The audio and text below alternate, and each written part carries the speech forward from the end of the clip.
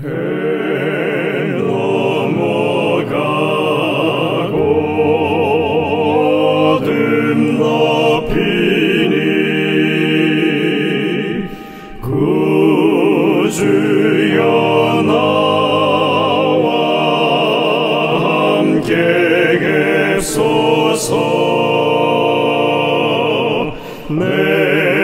친구 나를 위로 못할 때 내 도움 되신 주여 계소서. 내 사는 날이 속히 지나고 이 세상 영광 빨리 쇠하며 이 천지 만물 모두 변하나 변함이 없는 주여 계소서. 주 홀로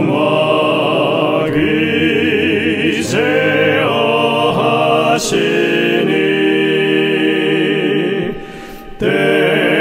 때마다 계심 요기합니다.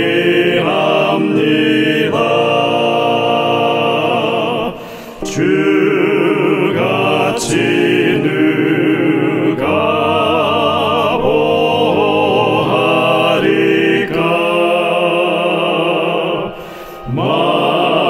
맑거나 흐린 때도 계소서.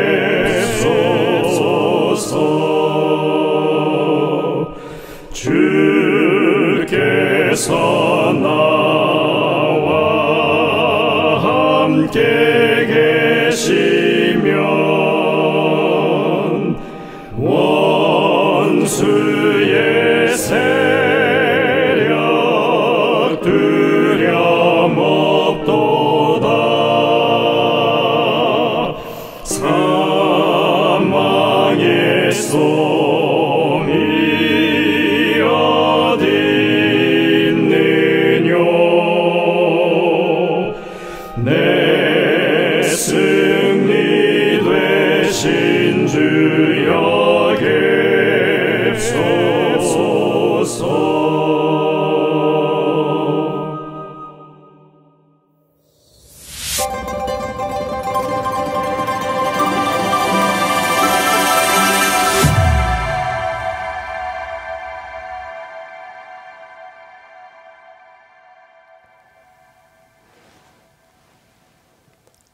성도 여러분들 안녕하십니까? 행복한 안식일을 시작하는 시간이 되었습니다. 이제 함께 찬미를 부르시면서 이 예배를 열겠습니다. 처음에 부르실 찬미는 140장 찬미입니다. 주 십자가를 바라봄으로. 혼성중창 찬양팀의 찬양 인도로 함께 부르시겠습니다.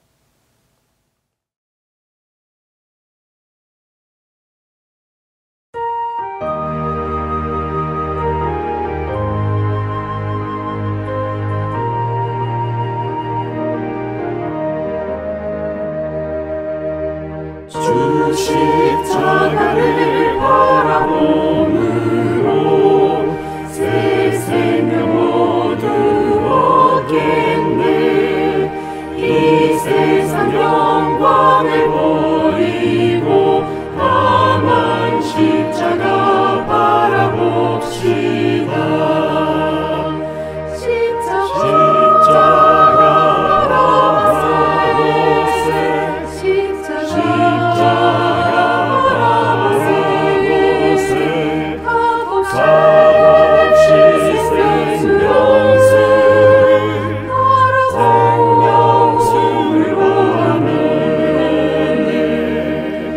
성경 말씀을 의지하며 바라보면서 십자가 바라봅시다.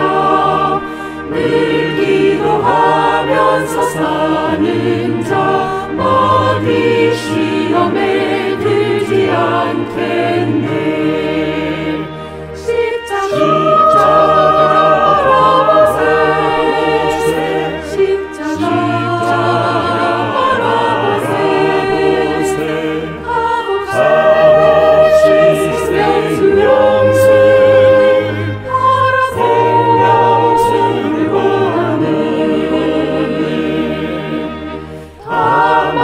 십자가 바라봄으로 영생과 복락 얻겠네.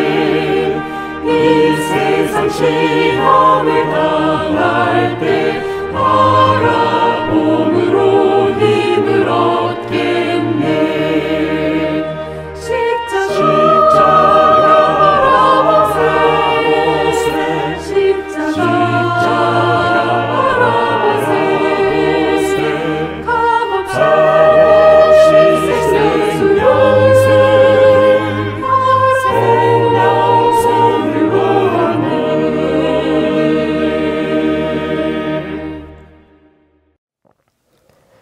이어지는 찬미는 155장입니다.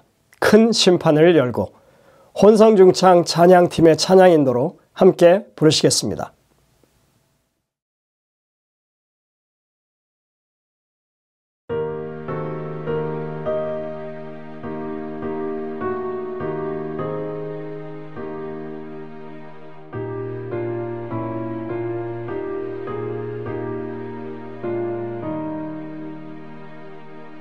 큰 심판을 열고 책들을 펴서 우리의 언행 살필 때 심판장 되신 주님 앞에 멋진 능히 서리요. 그날에 어찌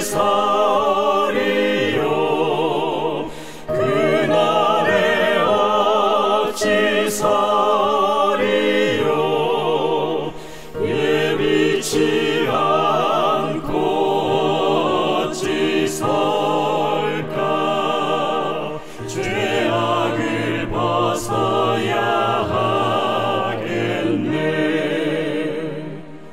자는 자부터 시작하여서 생존한 자의 미치여.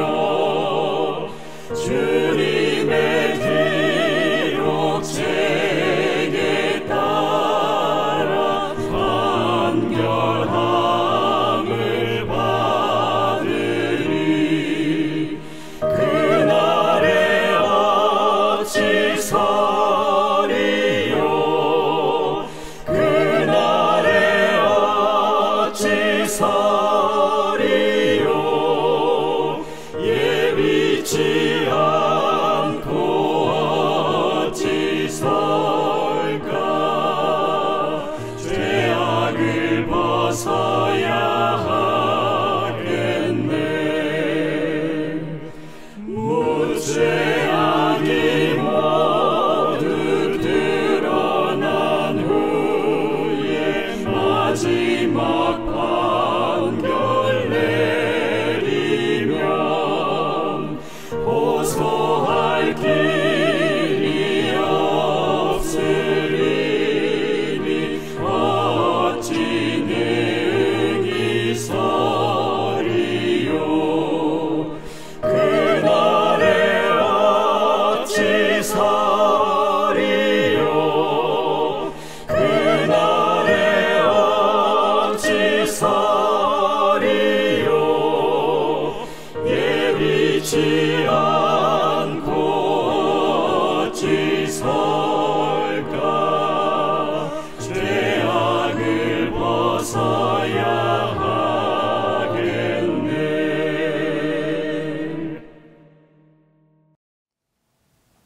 다음 찬미는 179장 찬미입니다. 보좌를 떠나시고. 혼성중창 찬양팀의 찬양 인도로 함께 이 찬미를 부르시겠고요. 찬미를 마친 후에는 진금순 집사님께서 기도를 인도하시겠습니다.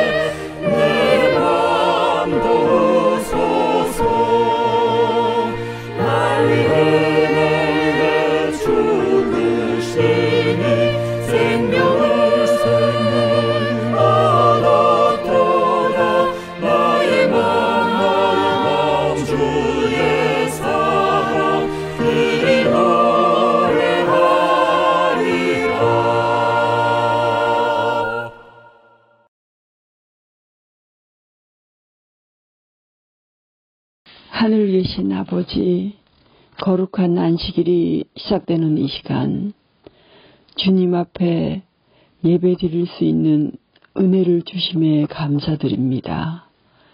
이 시간 저의 심령을 성령으로 채우사 주님께 온전한 영광을 드리도록 인도하여 주시옵소서. 지난 한 주간 주님께서 베풀어 주신 모든 은혜를 감사드립니다. 이 예배가 우리의 심령을 새롭게 하고 주님의 은혜로 충만한 시간이 되게 하여 주시옵소서. 주님, 교회를 위해 기도드립니다. 모든 성도님들 가정마다 말씀과 사랑으로 굳건히 서게 하여 주시옵소서. 담임 목사님께 지혜와 능력을 더하여 주셔서 주님께서 주신 사역 가운데 풍성한 열매를 맺게 하여 주시옵소서. 육신의 질병으로 고생하시는 성도님들 치유의 손길로 인도하시고 무엇보다 영적으로 풍성한 삶이 되게 하여 주시옵소서. 주의 말씀이 선포될 때 성령이 함께 하시어 우리의 심령을 새롭게 하여 주시옵소서.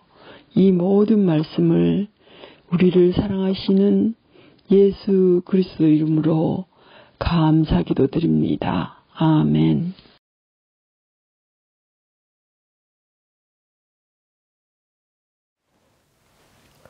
성도 여러분들, 한 주간 하나님의 은혜 가운데 평안하셨습니까?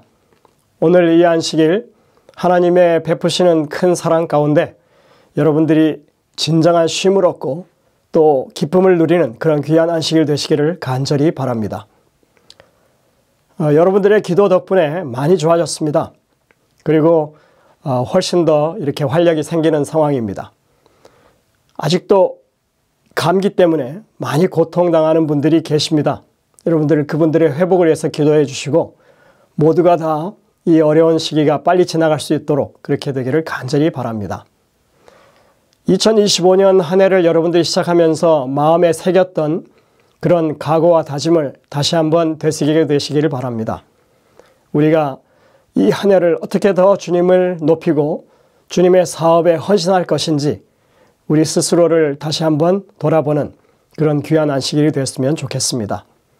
오늘 저녁 말씀은 포트리 교회를 섬기시는 김현수 목사님께서 말씀을 주시겠습니다. 이제 준비된 특창을 들으신 이후에 말씀을 듣도록 하겠습니다. 은혜가 넘치는 귀한 시간이 되시기를 간절히 바랍니다.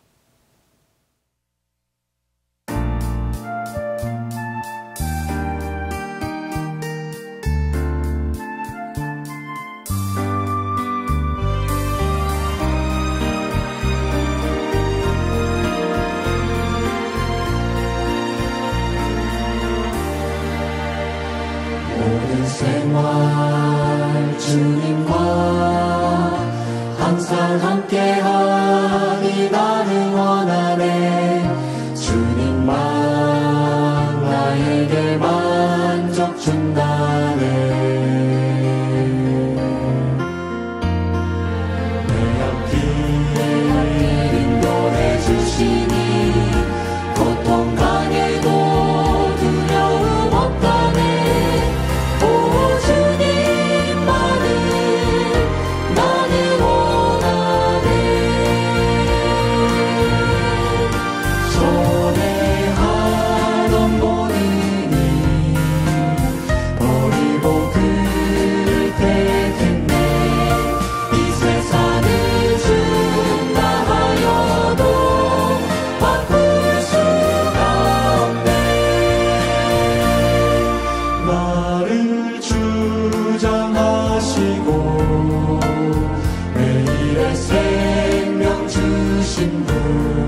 주님만 따르네. 나 예수만을 따르겠네. 함없는 권능이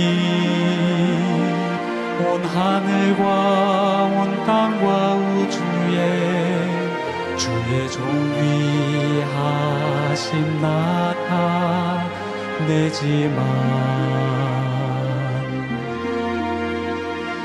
전한 인생을 위하여 친히 십자가 고통을 당했네. 오 내게 주신 놀라운 선물.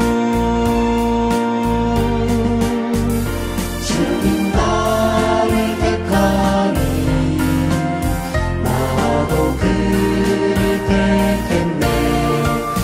세상을 준다 하여도 바꿀 수가 없네. 나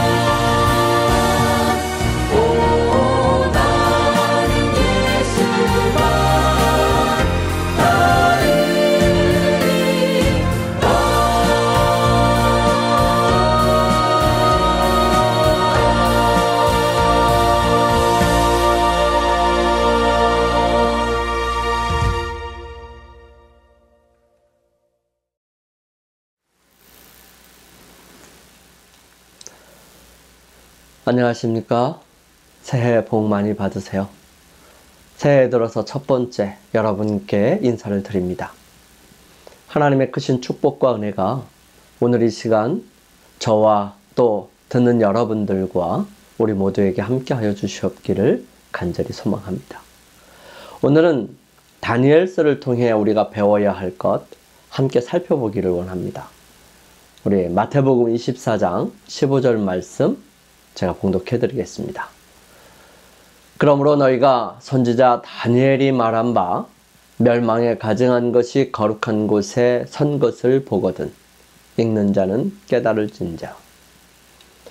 마지막 때가 되면 될수록 우리가 반드시 알아야 할 부분이 있다면 그것은 그 시대에 무슨 일이 어떻게 일어나는지입니다. 우리는 하나님께서 아모스 선지자를 통해서 하신 말씀인 그 종 선지자에게 말하지 아니하고는 결코 실행하심이 없도다 하신 것처럼 오늘날 그분의 시간표에서 우리가 반드시 확인해야 할 몇 가지를 살펴보려고 합니다. 예수님께서는 마지막 시대에 대해 예수님께서 다시 오실 시기에 대해 궁금함을 가진 제자들에게 분명하고 정확하게 말씀하십니다. 선지자 다니엘이 말한 바입니다. 마지막 때에 관하여 말씀하실 때의 제자들이 직접 겪어야 했던 가까운 미래에 대한 부분을 분명하게 말씀하시면서 그것이 더 먼 미래에도 동일하게 적용될 것을 말씀하십니다. 멸망에 가증한 것이 거룩한 곳에 선 것을 보거든. 교회의 타락과 변질은 바로 이 거룩한 곳에 멸망에 가증한 것이 설 때였습니다. 그것은 앞으로도 계속될 것입니다. 우리가 속해 있는 교회에 이 멸망에 가증한 것을 없애야 할 것이고요. 이것을 분명하게 그리고 정확하게 설명하고 있는 다니엘서를 분명하게 연구해야 할 필요성을 말하고 있습니다. 우리는 오늘 그 모든 내용을 다 살펴볼 수는 없지만 다니엘서를 통해서 분명히 알아야 할 부분을 함께 살펴보고 우리의 신앙을 새롭게 하기를 원합니다. 첫 번째, 다니엘과 하나님의 섭리, 곧 흠이 없고 용모가 아름다우며 모든 지혜를 통찰하며 지식에 통달하며 학문에 익숙하여 왕궁에 설만한 소년을 데려오게 하였고 그들에게 갈대아 사람의 학문과 언어를 가르치게 하였고 그들 가운데는 유다 자손 곧 다니엘과 하나냐와 미사엘과 아사랴가 있었더니 다니엘은 멸망한 남방 유다 쪽의 이스라엘의 포로 중에 한 사람이었습니다. 그는 실패한 사람들이었고요. 버림받은 사람들이었고 멸망한 사람들로 고통과 괴로움과 철저한 멸시의 대상이었습니다. 하지만 그런 사람들 중에 하나님의 섭리 가운데 함께 하나님의 편에 설 사람이 있었습니다. 하나님께서는 모든 사람들 중에 하나님 편에 서는 사람을 찾으시고 분명하게 알아보십니다. 상황과 처지를 바라보지 않고 오직 하나님에 대한 절대적인 믿음과 확신을 가진 사람, 어떠한 일이 있어도 하나님께 대한 신뢰를 가진 사람을 통해서 어려움과 고통 속에서, 즉 불가능 속에서 그분은 찬란한 그분의 역사를 드러내십니다. 거기에 하나님께 대한 믿음과 신뢰의 크기에 따라 하나님의 역사는 더욱 놀랍고 완전하게 나타납니다. 다니엘은 환관장 아스브나스가 이스라엘 자손 중에서 왕족과 귀족 몇 사람, 즉 흠이 없고 용모가 아름다우며 모든 지혜를 통찰하며 지식에 통달하며 학문에 익숙하여 왕궁에 설만한 소년들 중에 하나였습니다. 이런 다니엘과 그 세 친구들은 하나님 편에 서기로 결심합니다. 이때 당시의 전쟁은 사실 사람들의 전쟁이 아니라 신들의 전쟁이라고 생각해도 과언은 아니었습니다. 전쟁은 그 나라의 왕이 신뢰하는 신의 이름으로 나아갔고 그러한 전쟁에 패배한 신들이 패한 것이며 이긴 왕은 진 왕의 신을 자신의 신전의 부속물로 취급하였던 것입니다. 이런 의미에서 바벨론의 마르둑 신이 이스라엘의 여호와보다 강한 신이라 자부했던 것입니다. 거의 대부분이 이러한 생각에 사로잡혔을 때에 거기에 그렇지 않다는 사실에 대하여 자신들의 목숨을 걸고 반대하였던 사람들이 바로 다니엘과 그의 세 친구들이었습니다. 하나님께서는 세상을 얻은 바벨론 왕 느부갓네살에게 꿈을 통하여 세상의 가장 큰 신은 누구인지 분명하고 정확하게 알려주십니다. 그 꿈과 함께 잃어버린 사건은 진정한 신을 가리는 데 사용된 아주 간단한 일이었습니다. 전쟁을 승리로 이끈 최고의 신이라고 생각하는 마르둑 신을 섬기는 사람들은 스스로 고백합니다. 갈대아인들이 왕 앞에 대답하여 이르되 세상에는 왕의 그 일을 보일 자가 한 사람도 없으므로 어떤 크고 권력 있는 왕이라도 이런 것으로 박수에게나 술객에게나 갈대아인들에게 물은 자가 없었나이다. 왕께서 물으신 것은 어려운 일이라 육체와 함께 살지 아니하는 신들 외에는 왕 앞에 그것을 보일 자가 없나이다 한지라. 육체와 함께 살지 아니하는 신들이라고 말하는 것은 자신들이 섬기는 신들보다 더 높은 신들이 있다는 것을 인정하고 있다는 사실입니다. 그러므로 이러한 일들을 해결하는 그 신이 우리가 믿는 신보다 더 위대하고 높은 신이라는 사실을 말하고 있는 것이지요. 바벨론 왕 느부갓네살은 화가 머리끝까지 났습니다. 분명히 세상을 정복하게 해준 신, 여러 나라의 신들을 복속시킨 그러한 신, 바벨론 성을 세울 수 있는 지혜와 능력을 준 신, 자신이 전쟁을 할 때마다 승리하게 한 그 신을 가장 위대하다고 생각하고 있었는데 그 신을 섬기는 자들이 와서 한다는 이야기가 그 신보다 더 높은 신이 있다는 것이었습니다. 느부갓네살은 자신이 하급신을 믿고 있었다는데 화가 났고요. 그보다 더 높은 신이 있다는 사실에 기가 막혔습니다. 그러므로 하급신을 섬기는 자들과 자신에게 그런 신을 믿게 한 파렴치한 사람들을 그냥 둘 수가 없었어요. 그래서 그는 그들을 죽이라 한 것이지요. 하지만 그런다고 그런 느부갓네살에게 최고의 신을 믿고 만날 수는 없었습니다. 그런 느부갓네살에게 하나님께서는 직접 찾아오셨던 것입니다.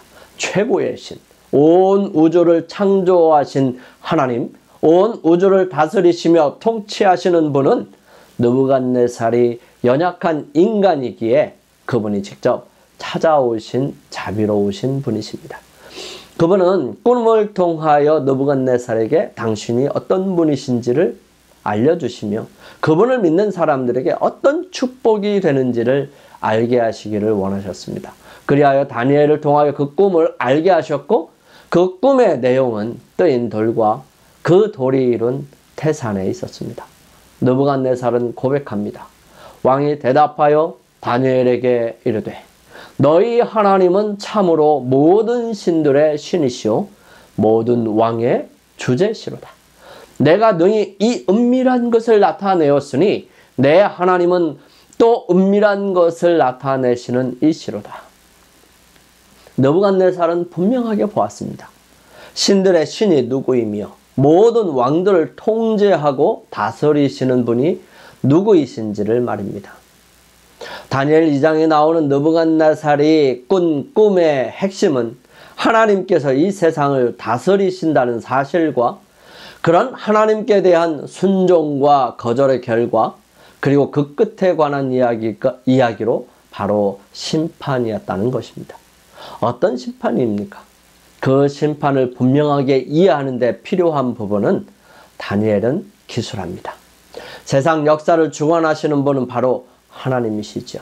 심판의 요건은 창조주 하나님께 대한 순종이냐 불복이냐로 나누어지는 것이지 얼마나 큰 업적을 가지고 있느냐 얼마나 많은 일을 했느냐가 아니라는 사실입니다. 심판의 핵심은 바로 창조주이신 예수 그리스도시라는 사실입니다. 내가 보니 왕자가 놓이고 옛적부터 항상 계시니가 좌정하셨는데 그의 옷은 희기가 눈 같고 그의 머리털은 깨끗한 양의 털 같고 그의 보좌는 불꽃이요 그의 바퀴는 타오르는 불이며 다니엘서의 핵심은 바로 2장의 내용과 7장의 내용, 그리고 12장의 내용입니다. 그 중에서도 7장을 바르게 이해하는 것이 오늘날 역사를 통해서 이루어질 분명한 사건들을 알아볼 수 있도록 하고 경험한 사람들로 증거하게 하십니다. 7장에서도 9절부터 14절의 말씀은 더 중심이 되는 사건을 기록하고 있습니다. 이 부분을 어떻게 해석하고 바라보느냐에 따라 우리는 다니엘서를 통해서 얻을 수 있는 크나큰 축복을 얻을 수도 이룰 수도 있는 것입니다. 이 예언에 등장하는 인물은 셋입니다. 옛적부터 항상 계시니, 인자 같으니, 그리고 작은 뿔입니다. 7장에서의 옛적부터 항상 계시니는 3번 등장합니다. 9절과 13절, 22절에 나옵니다. 첫 번째, 왕좌 위에 앉으신 분으로 심판을 베푸시는 분으로 나옵니다. 두 번째는 하늘 구름을 타고 오시는 인자 같은 이가 만나는 분으로 나오며 그 인자 같은 이에게 권세와 영광과 나라를 주고 모든 백성과 나라들과 다른 언어를 사용하는 자들에게 그를 섬기게 하시는 분으로 나타납니다. 그분에게 준 나라는 영원한 나라입니다. 세 번째는 지극히 높으신 이의 성도들의 원한을 풀어주고 때가 이럴 때에 이 성도들이 나라를 얻게 하시는 분으로 나타납니다. 사실 7장의 내용을 자세히 살피면 옛적부터 항상 계시니와 지극히 높으신 분이 같은 분이라는 사실을 나타냅니다. 그렇다면 지극히 높으신 이라는 말은 몇 번이나 기록되었을까요? 4번 기록됩니다. 18절, 지극히 높으신 이의 성도들이 나라를 얻으리니 그 누림이 영원하고 영원하고 영원하리라. 22절 말씀이에요. 옛적부터 항상 계신 이가 와서 지극히 높으신 이의 성도들을 위하여 원한을 풀어주셨고 때가 이름에 성도들이 나라를 얻었더라. 25절 말씀입니다.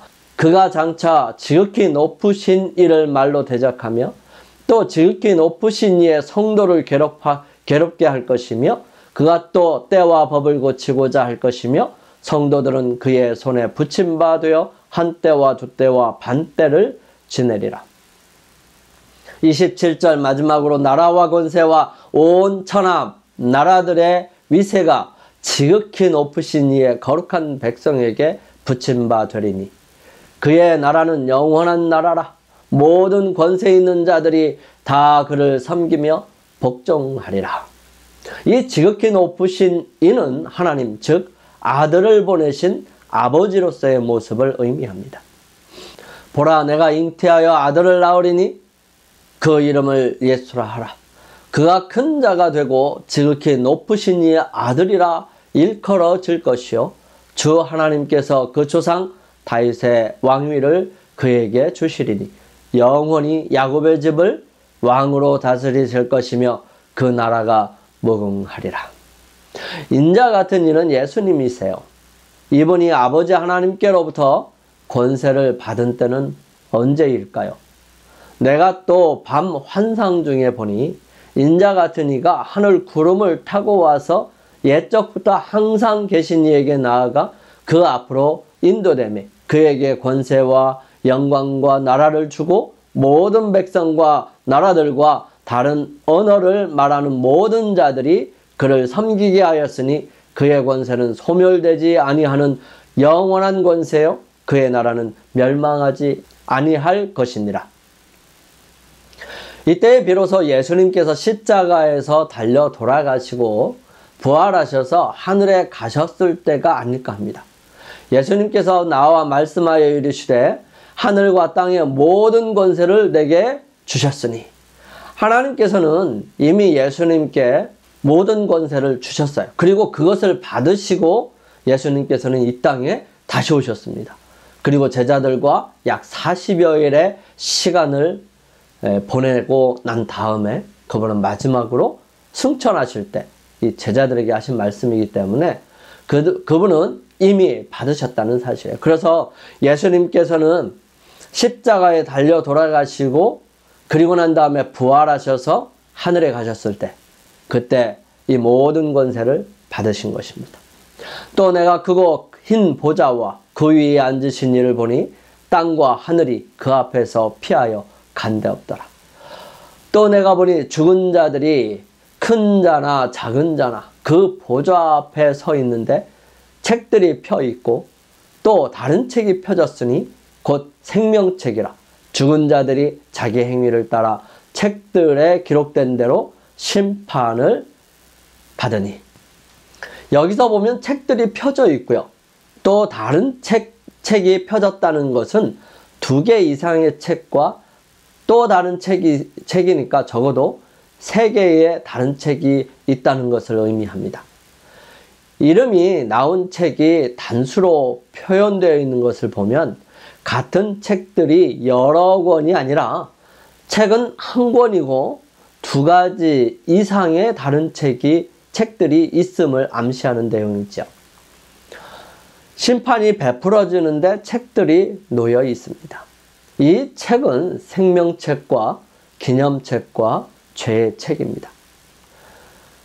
각 시대의 대쟁투에는 이 부분에 대해서 아주 자세하게 설명을 합니다. 하늘에는 사람들의 이름과 그 행위를 기록한 책들이 있다고 설명하면서 그것들에 의하여 심판의 판결이 결정된다고 설명합니다. 요한은 그 같은 광경을 묘사하면서 또 다른 책이 펴졌으니 곧 생명책이라. 죽은 자들이 자기 행위를 따라 책들에 기록된 대로 심판을 받는다라고 설명합니다. 이 생명책에는 하나님을 변함없이 섬겨온 모든 사람들의 이름이 기록되어 있습니다. 예수님께서는 제자들에게 너희 이름이 하늘에 기록된 것으로 기뻐하라고 말씀하셨습니다. 바울은 그의 성실한 동역자들에 대하여 그 이름들이 생명책에 있느니라 라고 말합니다. 다니엘은 개국 이래 그때까지 없었던 환란의 때를 미리 보면서 무릇 책에 기록된 모든 자가 구원을 얻을 것이라 라고 말함으로써 하나님의 백성이 구원을 얻을 것을 말합니다. 그리고 요한은 그 이름이 어린 양의 생명책에 기록된 자들만이 하나님의 성에 들어갈 수 있다고 설명하고 있습니다. 하나님 앞에는 또 다른 책인 기념책이 있습니다. 거기에는 여호와를 경외하는 자와 그의 이름을 존중히 생각하는 자들의 선한 행실이 기록되어 있습니다. 믿음에서 나온 그들의 말, 사랑의 행위가 다 하늘에 기록된다고 대쟁투는 설명합니다. 이에 대하여 느헤미야가 내 하나님이여 이 일을 인하여 나를 기억하옵소서. 내 하나님의 전과 그 모든 직무를 위하여 나의 행한 선한 일을 도말하지 마옵소서 라고 말할 때 그는 이 사실에 대하여 언급하는 것입니다. 하나님의 기념책에는 의로운 행위가 빠짐없이 영원히 기록됩니다. 거기에는 유혹을 물리친 것, 악을 이긴 것, 부드러운 자비로 표현한 말이 모두 자세히 기록됩니다. 그리고 모든 희생적인 행위와 그리스도를 위하여 받은 고난과 슬픔이 모두 기록됩니다. 시편 기자는 나의 유리함을 주께서 계수하셨으니 나의 눈물을 주의 병에 담으소서. 이것이 주의 책에 기록되지 아니하였나이까 라고 말합니다. 거기에는 또 다른 책이 있는데 그 책은 사람들의 죄악을 기록하는 책입니다. 하나님은 모든 행위와 모든 은밀한 일을 선악간에 심판하십니다.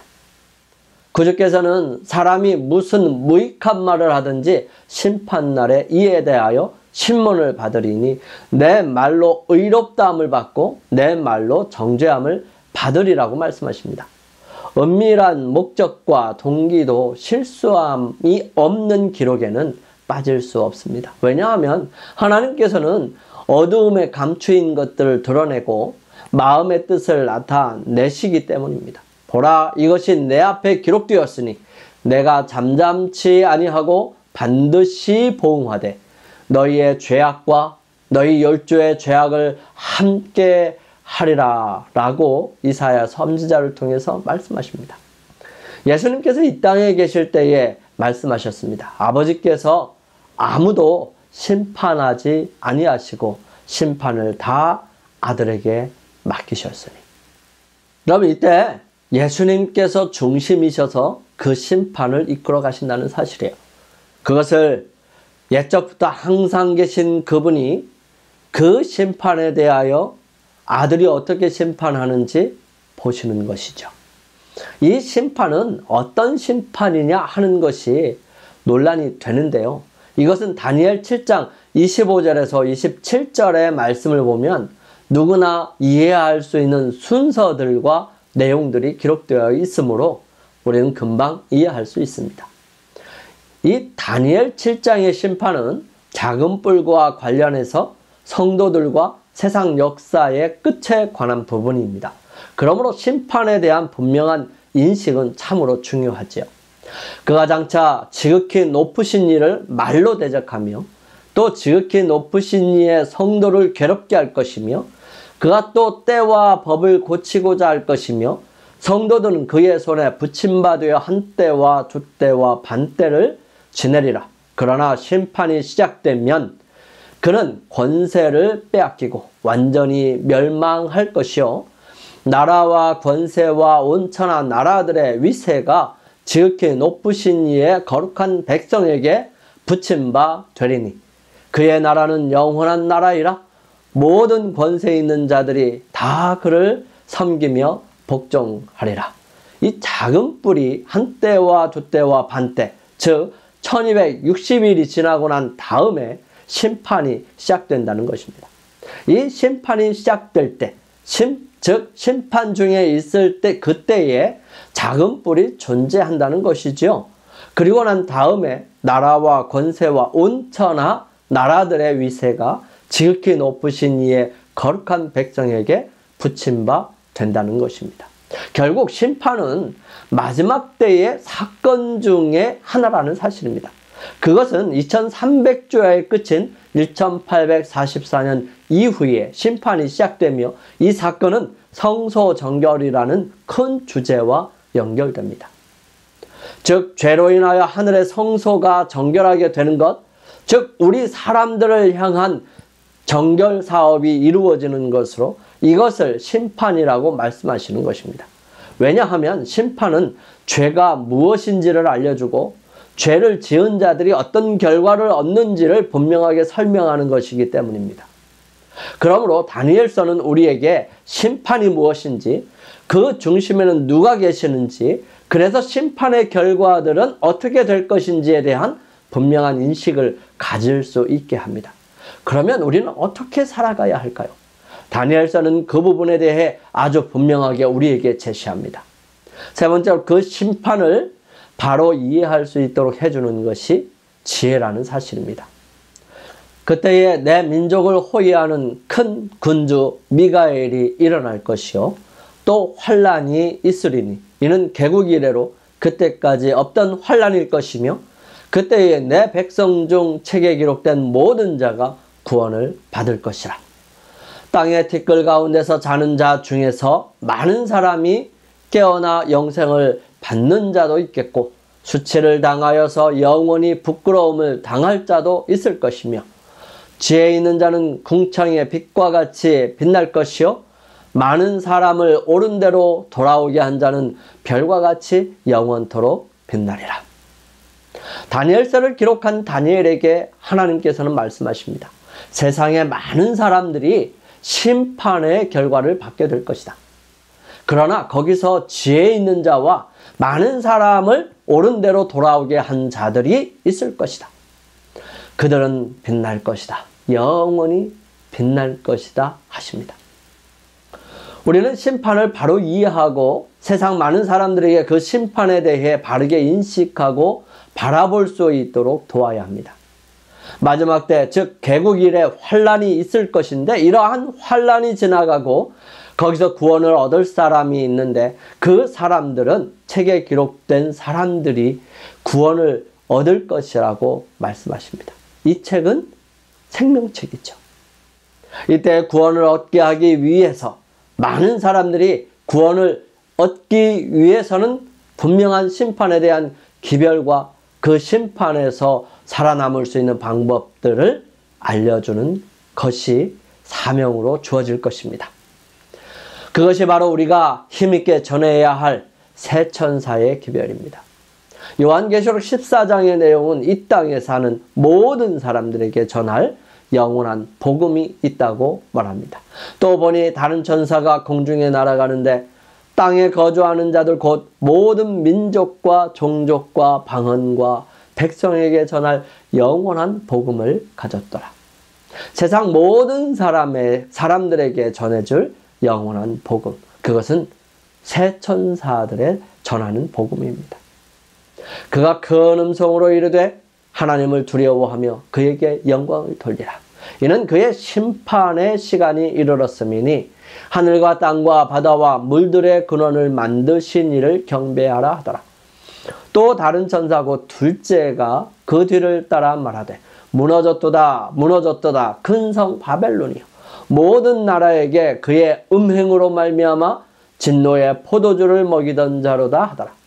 또 다른 천사 곧 셋째가 그 뒤를 따라 큰 음성으로 이르되 만일 누구든지 짐승과 그의 우상에게 경배하고 이마에나 손에 표를 받으면 그도 하나님의 진노의 포도주를 마시리니 그 진노의 잔에 섞인 것이 없이 부은 포도주라. 거룩한 천사들 앞과 어린 양 앞에서 불과 유황으로 고난을 받으리니 그 고난의 연기가 세세토록 올라가리로다. 짐승과 그의 우상에게 경배하고 그의 이름표를 받는 자는 누구든지 밤낮 쉼을 얻지 못하리라 하더라. 성도들의 인내가 여기 있나니 그들은 하나님의 계명과 예수에 대한 믿음을 지키는 자니라. 심판의 시간이 이르렀다. 그러니 하나님을 두려워하고 그분께 영광을 돌려야 하는데 그 하나님은 하늘과 땅과 바다와 물들의 근원을 만드신 분이시다. 심판이 다가올수록 모든 사람들이 분명하게 알아야 하는 것이 있다면 그 심판의 기준입니다. 무엇을 가지고 심판하실까요? 우리는 어떤 기준으로 평가를 받으며 우리가 죄인인지 아닌지를 분명하게 규명할까요? 그것은 십계명밖에는 없고요. 온 인류 모든 사람들이 인정하는 유일무이한 하나님의 온전한 계명입니다. 그런데 왜 유독 하늘과 땅과 바다와 물들의 근원을 만드신 이를 경배하라 하셨을까요? 십계명 중에 유일하게 그 계명을 주신 분이 누구인지를 기록한 계명이 넷째 계명이고 많은 하나님을 믿는다고 하는 사람들이 유린하고 무시하고 변질시킨 것이 바로 이 계명이기 때문입니다. 그러므로 우리의 심판의 기준은 안식일 계명을 포함한 하나님께서 주신 완전한 계명이고 그 계명에 의해 우리가 심판을 받는다는 것입니다. 그런 하나님의 계명을 지키지 않고 유린한 사람들, 즉 혼란을 의미하는 바벨론이 무너졌다는 것과 함께 그가 바로 하나님의 계명을 유린한 자라는 사실을 말해주고 그는 음행하게 한 자라는 사실을 설명하는 것이 두 번째 천사의 기별입니다. 그리고 그런 바벨론이 지향하는 짐승과 그 우상에게 경배하고 이마에나 손에 표를 받으면 그도 같이 멸망에 들어가게 된다는 것입니다. 이것이 바로 세 번째 천사의 기별인 것이죠. 우리는 어떻게 살아가야 할까요? 세상의 마지막에 용이 대적하는 한 무리는 다름 아닌 여자의 남은 자손, 즉 예수 그리스도의 자손들, 그분의 백성들의 특징을 분명하게 이렇게 기록합니다. 용이 여자에게 분노하여 돌아가서 그 여자의 남은 자손 곧 하나님의 계명을 지키며 예수의 증거를 가진 자들과 더불어 싸우려고 바다 모래 위에 서 있더라. 이 여자의 남은 자손, 즉 하나님의 계명을 지키며 예수의 증거, 즉 예수를 믿는 믿음을 가진 자들이 새 천사 기별을 전하는 성도들이라는 사실을 요한계시록 14장 12절에 분명하게 기록합니다. 성도들의 인나가 여기 있나니 그들은 하나님의 계명과 예수에 대한 믿음을 지키는 자들이라고 설명하는 것이죠. 다니엘에게 기별을 전하는 천사는 이렇게 전해줍니다. 지혜 있는 자는 궁창의 빛과 같이 빛날 것이요 많은 사람을 옳은 대로 돌아오게 한 자는 별과 같이 영원토록 빛나리라. 이 마지막 때에 살고 있는 우리는 지혜 있는 사람으로 영원히 빛나는 사람들이 되어야 할 것입니다. 다니엘서를 통하여 꼭 알아야 하는 상황이 진리를 대변하지 않는다는 사실을 이해하면서 상황이 어떠하든지 간에 하나님의 말씀에 기초한 믿음을 갖는 사람들에게 하나님께서는 그 사람들을 통하여 역사하시고 그 사람들은 심판이 무엇인지를 분명하게 이해하고 그 심판의 중심에 계시는 예수 그리스도를 믿는 사람들이라는 사실입니다. 그러한 심판의 결과로 어떻게 될 것인지를 분명하게 기록하는 그 기록들을 바라보면서 많은 사람들이 심판에 들어가는 것이 아니라 구원을 얻을 수 있도록 도와주고 이끄는 사람들, 이 사람들이 마지막 시대를 살아가는 하나님의 백성들이고 남은 자손이며 성도들이라는 사실입니다. 우리 마지막 때에 살고 있는 여러분과 저, 이런 사람들이 되기를 간절히 소망합니다. 우리 함께 기도드리겠습니다. 저희들을 사랑하시는 아버지 하나님, 저희들에게 하나님을 믿는 사람으로 다니엘서를 이해하고 받아들이며 믿을 수 있고 간직할 수 있도록 인도하여 주셔서 감사합니다.